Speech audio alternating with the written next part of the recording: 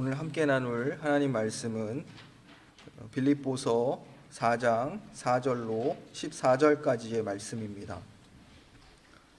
제가 봉독하겠습니다. 주 안에서 항상 기뻐하라. 내가 다시 말하노니 기뻐하라. 너희 관용을 모든 사람에게 알게 하라. 주께서 가까우시니라. 아무것도 염려하지 말고 다만 모든 일에 기도와 간구로 너희 구할 것을 감사함으로 하나님께 아뢰라. 그리하면 모든 지각에 뛰어난 하나님의 평강이 그리스도 예수 안에서 너희 마음과 생각을 지키시리라. 끝으로 형제들아, 무엇에든지 참되며 무엇에든지 경건하며 무엇에든지 옳으며 무엇에든지 정결하며 무엇에든지 사랑받을 만하며 무엇에든지 칭찬받을 만하며 무슨 덕이 있든지 무슨 기림이 있든지 이것들을 생각하라. 너희는 내게 배우고 받고 듣고 본 바를 행하라. 그리하면 평강의 하나님이 너희와 함께 계시리라. 내가 주 안에서 크게 기뻐함은 너희가 나를 생각하던 것이 이제 다시 싹이 남이니 너희가 또한 나를 위하여 생각은 하였으나 기회가 없었느니라. 내가 궁핍함으로 말하는 것이 아니니라. 어떠한 형편에든지 나는 자족하기를 배웠나니 나는 비천에 처할 줄도 알고 풍부에 처할 줄도 알아.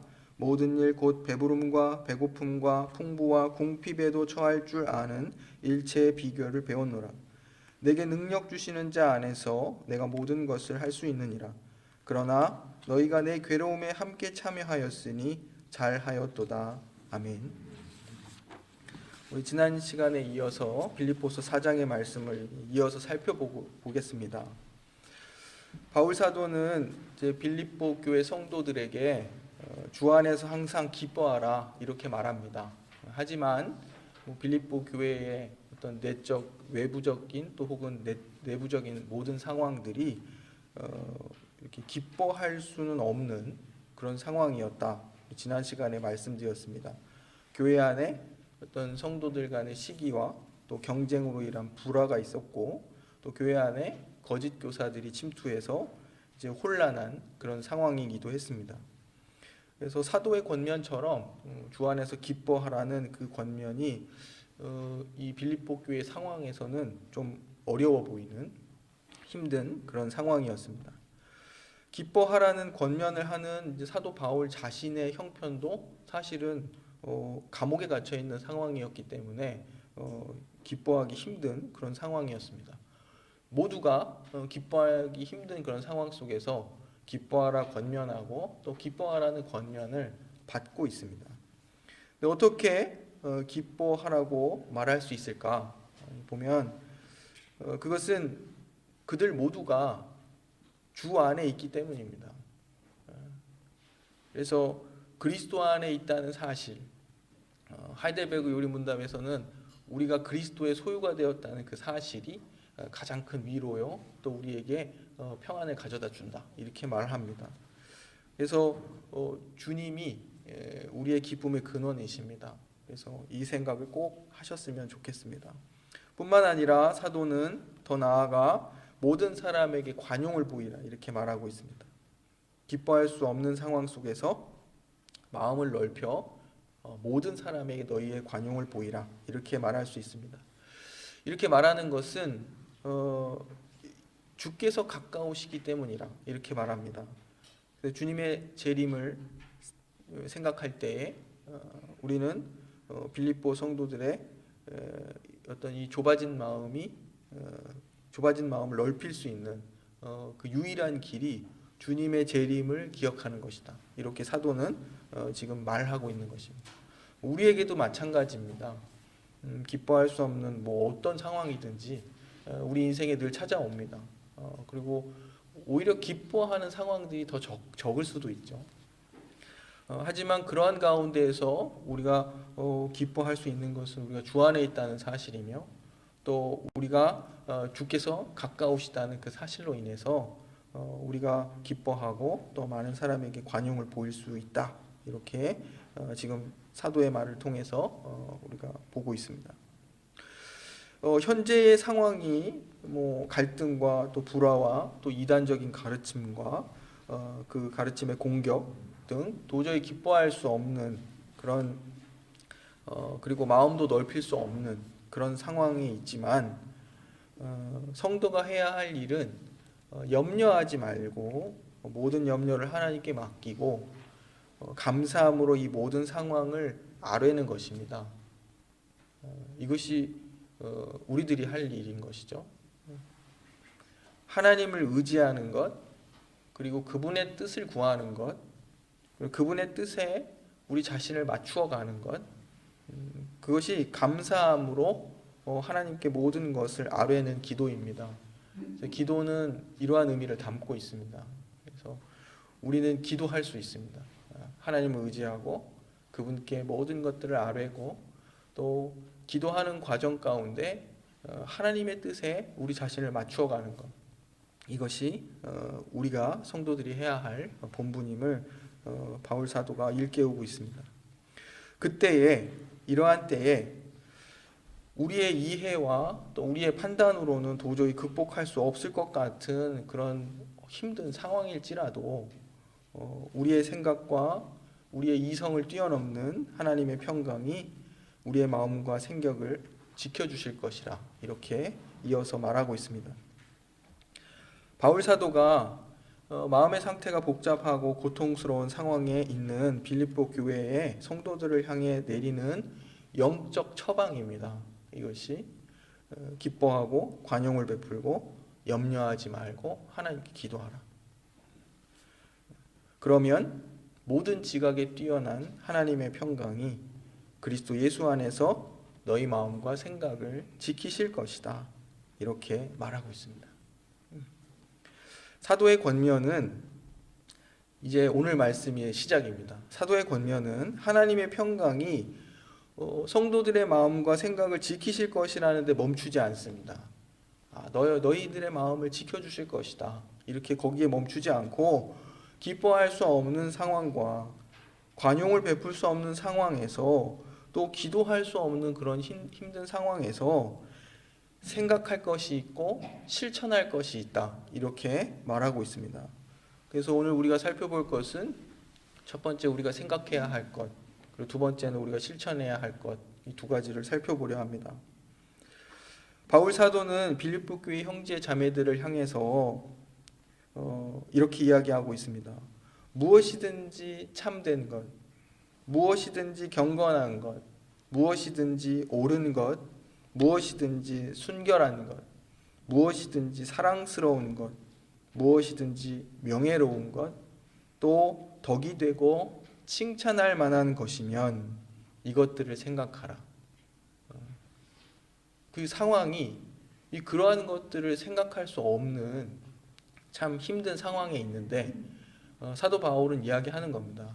하나님의 백성들은 여러 복잡한 문제들이 있을 때에 기억해야 하고 생각해야 할 것이 이런 것들이다. 참된 것, 옳은 것, 사랑스러운 것, 덕이 되고 기림이 될 만한 것들, 순결한 것들, 이러한 것들, 하나님이 기뻐하시는 것들을 생각하고 그러한 생각들로서 당면한 이 상황들을 대처하고 반응하는 것, 그것이 필요하다. 이렇게 말하는 것입니다. 성도가 처한 상황이 어떤 상황이든지 마땅히 생각해야 할 것들이 이러한 것들이라고 지금 말합니다. 참된 것, 경건한 것, 옳은 것, 순결한 것, 사랑스러운 것, 명예로운 것, 덕이 되고 칭찬할 만한 것, 이러한 것들을 우리가 생각해야 할 것입니다. 우리가 우리를 괴롭히고 또 기쁨을 빼앗고 우리의 마음을 좁아지게 만들고 마음이 염려로 가득해서 기도조차 할 수 없는 상황에 있을지라도 우리는 우리의 지각을 뛰어넘는 하나님의 평강이 그리스도 예수 안에서 우리의 마음과 생각을 지켜주시길 바랄 뿐 아니라 더 나아가 성도의 본분을 지키며 우리가 생각해야 할 것들, 그렇죠? 제가 계속 반복합니다. 참된 것, 경건한 것, 옳은 것, 순결한 것, 사랑스러운 것, 명예로운 것, 그리고 덕이 되고 칭찬할 만한 것들을 생각해야 하는 것입니다. 이러한 생각들이 어떻게 당면한 문제들을 해결할 능력이 있는가 반문한다면 우리 신앙에 큰 문제가 생긴 것입니다. 세상의 방법과 인간적인 방법들로 갈등을 해소하려고 하고 이제 문제를 제거하려고 우리들은 생각할 때가 있습니다.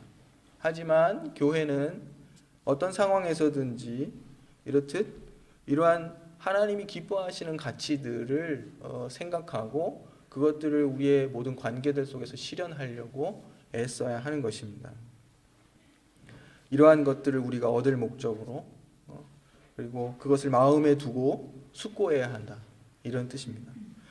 만약 그렇지 못한다면 하나님만을 의지하고 그분의 뜻과 섭리를 믿으며 하나님이 주시는 평강으로 또 마음과 생각을 지키며 인내하는 것, 이것이 성도의 본분이며 특권이라는 사실을 잊어버린 것입니다. 하나님이 그리스도 안에서 그의 자녀들을 지키시는 방식을 우리가 바르게 알고 또 기뻐하고 감사하며 우리가 생각해야 할 것들을 붙잡고 나아가야 하겠습니다. 이제 우리 자녀들에게 가끔 이제 이야기할 때 보면 그 자녀들을 낭만케 하는 여러 일들이 있습니다. 뭐 그것들이 뭐 친구 관계에서 있을 수도 있고요. 또 학교 어떤 제도, 또 학업, 아니면 이곳에 살고 있는 우리 이웃들과의 관계 속에서 있을 수 있습니다. 그때 제일 이제 먼저 이제 우리 독일 사람들로부터 들었던 말, 그러니까 뭐 억울함, 좌절, 뭐 실망 이런 것들 있잖아요. 여기서는 또 의도치 않게 차별도 당하고 하는 일들이 많기 때문에 그때 이제 제일 먼저 들었던 일은 그냥 코엘 블라이벤 하라는 거예요. 코엘 블라이벤. 그런데 그것이 쉽지 않잖아요. 마음에 이미 좌절이 있고 힘들고 어려운데 그럴 수 있을까? 우리의 일상을 받아들이라는 거죠. 그리고 거기에 민감하지 말라는 그런 뜻이었습니다. 그런데 하나님의 백성들은 거기에 멈춰서는 안 됩니다. 그냥 그 정도로 멈춰서는 안 되는 것이죠. 그 어떤 상황이라도 한 걸음 더 나아가서 하나님이 옳게 여기시고 참되다 여기시는 일들을 해내는 것.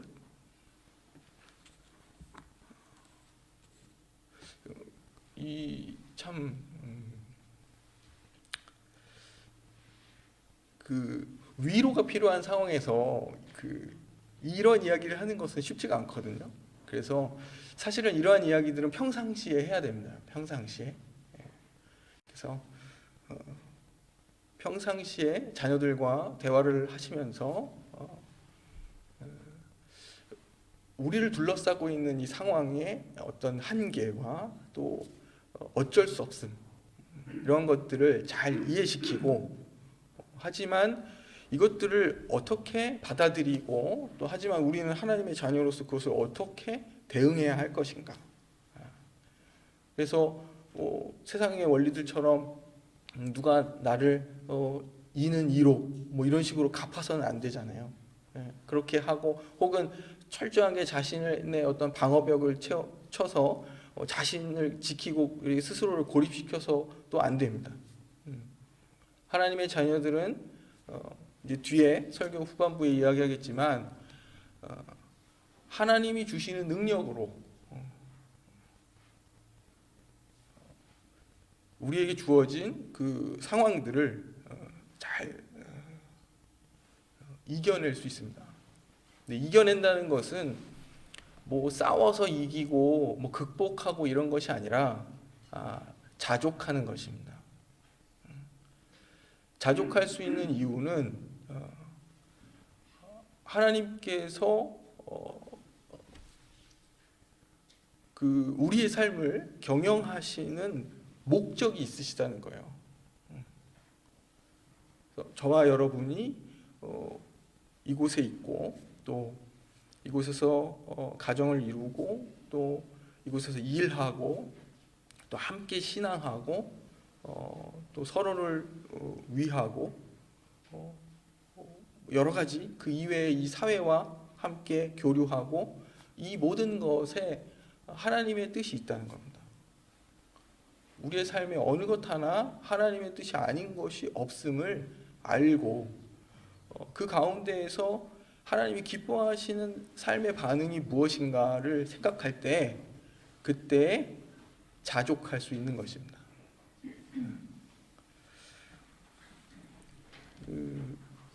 이제 특별히 우리 자녀들이 이렇게 같이 있는 자리이기 때문에 좀 더 이렇게 더 나누기 쉬운 언어들로서 이야기를 하고 싶은데 좀 쉽진 않은 것 같습니다.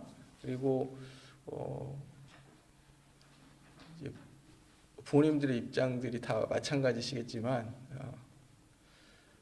뭔가 이 자녀들에 대해서 이야기를 시작하면 이렇게 뭔가 그 안쓰러움과 애틋함들이 있어요. 그래가지고 좀 이렇게 좀 그렇습니다. 하여튼 다 이해해 주실 거라 생각을 하고 어쨌든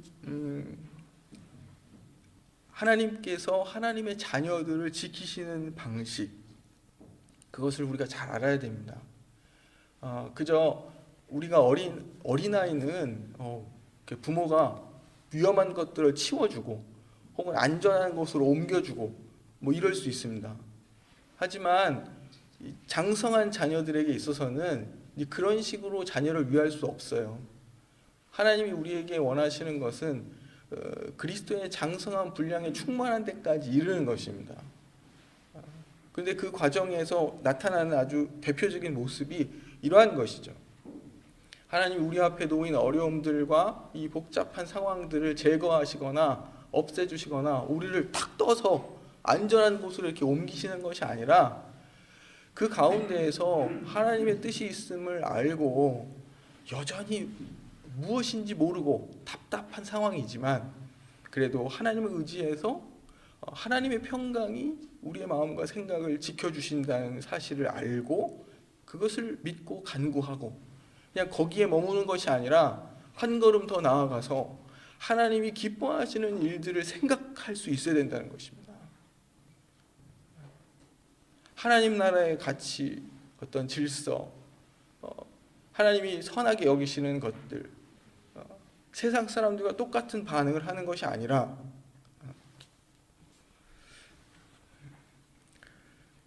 이렇듯 생각할 수 있어야 됩니다.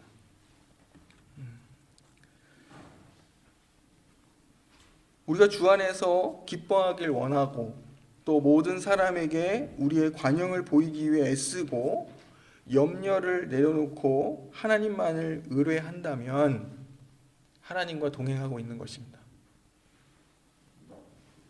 우리를 힘들게 하는 상황의 변화와 극복이 우선이 아니라 우리의 마음과 생각을 지키길 원하고 있다면 우리는 하나님과 함께 걷고 있는 것입니다.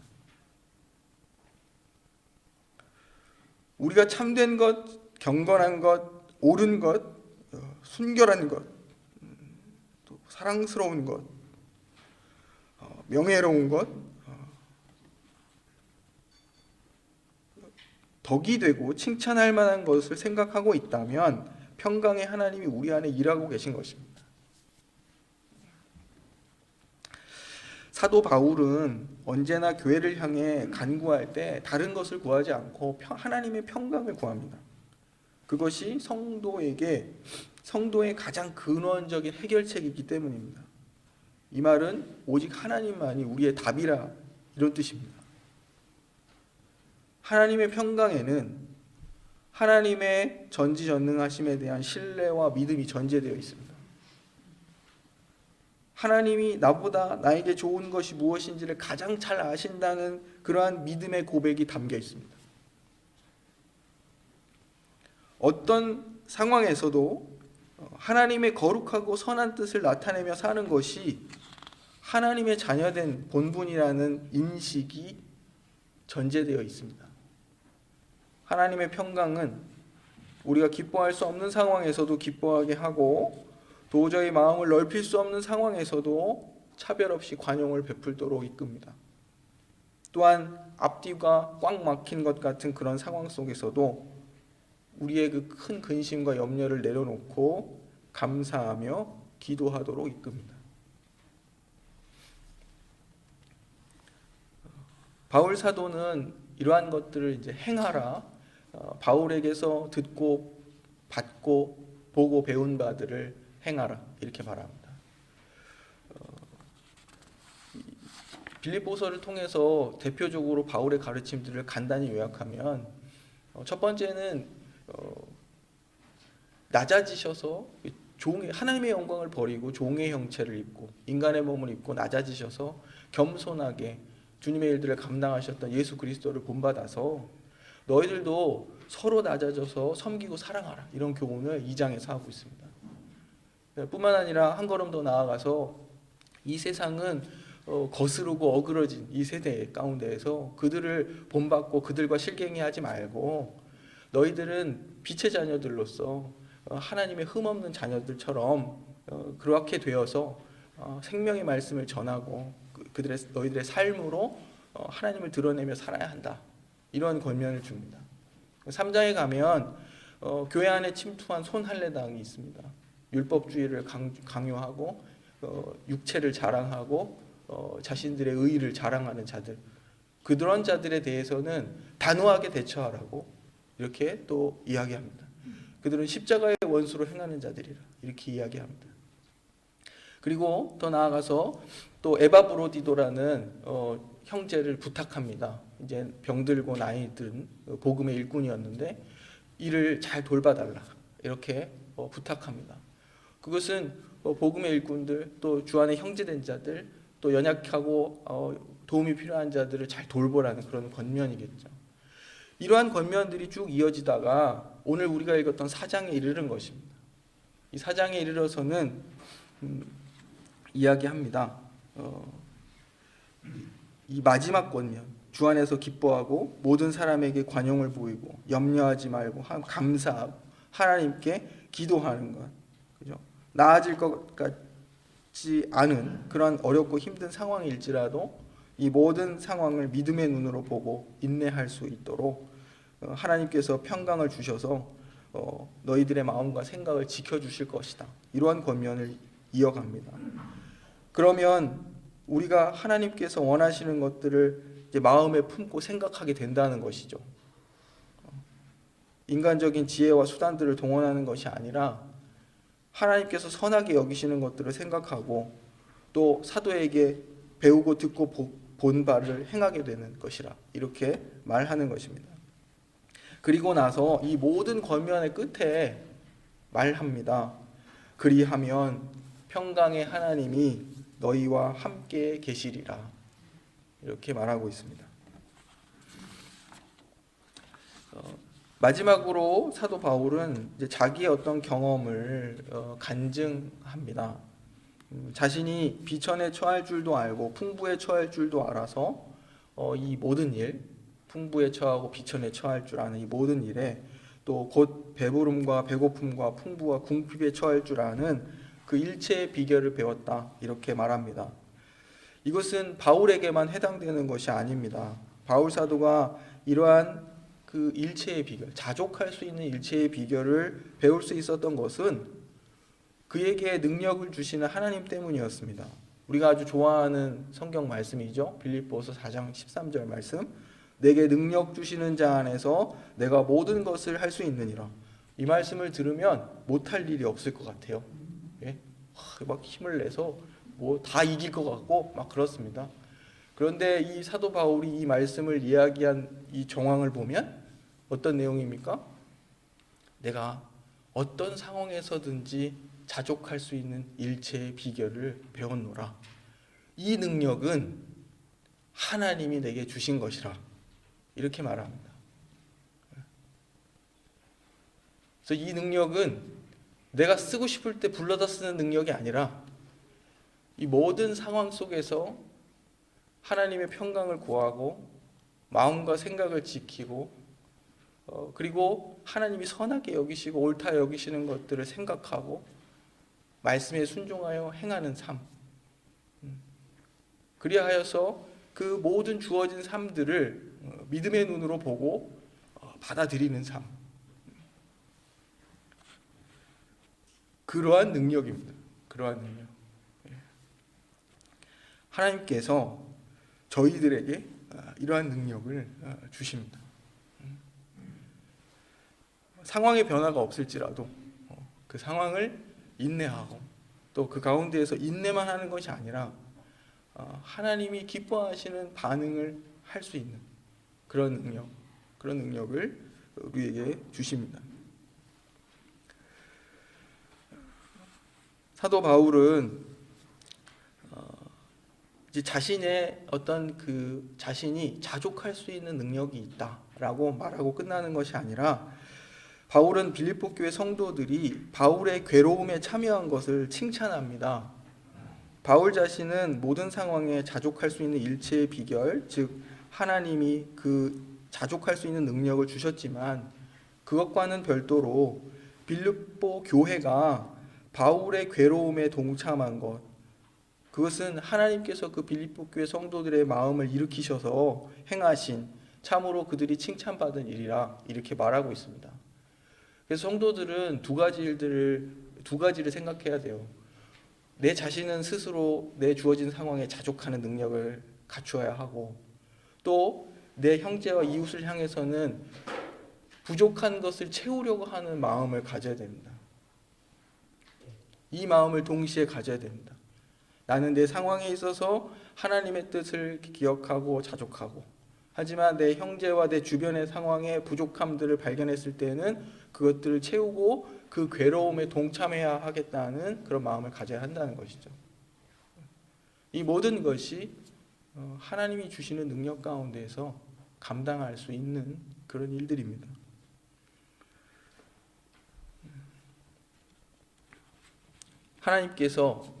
평강의 하나님께서 우리와 함께 하실 때 이러한 하나님이 우리에게 요구하시는 정상적인 반응들, 세상의 눈으로 봤을 때는 정상적이지 않을 수 있습니다. 어떤 더 극한의 일이라고 생각되어질 수 있을지 모르지만 하지만 하나님의 나라에서는 참으로 옳고 정상적인 이 반응들이 우리 가운데 일어날 줄을 믿습니다.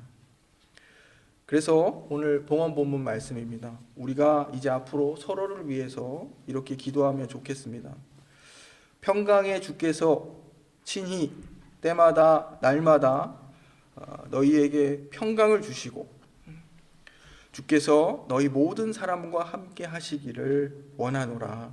아멘. 기도하겠습니다.